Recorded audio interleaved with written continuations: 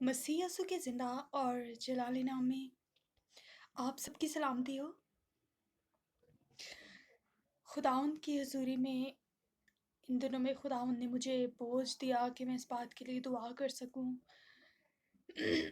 और उसी के बारे में खुदावंद मुझे सिखा रहा था कि फर्माबरदारी कितनी इम्पॉर्टेंट है कलाम मुक़द्दस में, कितना अजर है फर्माबरदारी का। और अगर ज़िंदगी में फर्माबरदारी हो तो ज़िंदगी में क्या कुछ पैदा हो सकता है। तो सबसे पहली बात तो ये ज़रूर खुदावंद से दुआ करें कि खुदावंद हमें फर्माबरदार बनाए, ना सिर्फ़ खुदा का बल्कि खुदावंद के कलाम का, क्योंकि असल में खुदा की फर्माबरदारी, खुदा के कलाम की फर्माबरदारी करना है।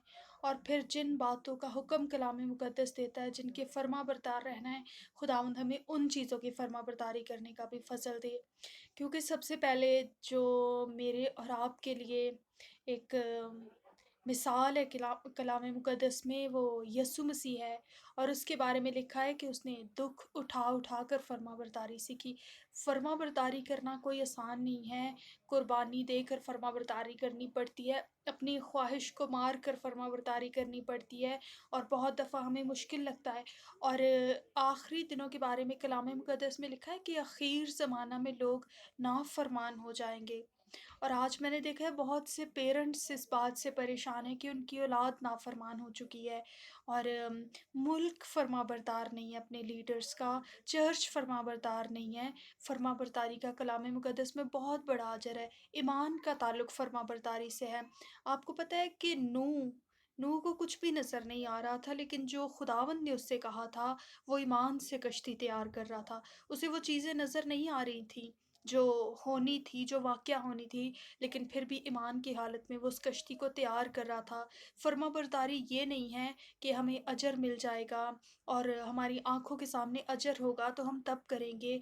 फर्माबरदारी ये है कि जो खुदा ने हुक्म दिया है उसकी ताबेदारी करना, उसे मान लेना और उसे अमली ज़िंदगी में लेकर आना।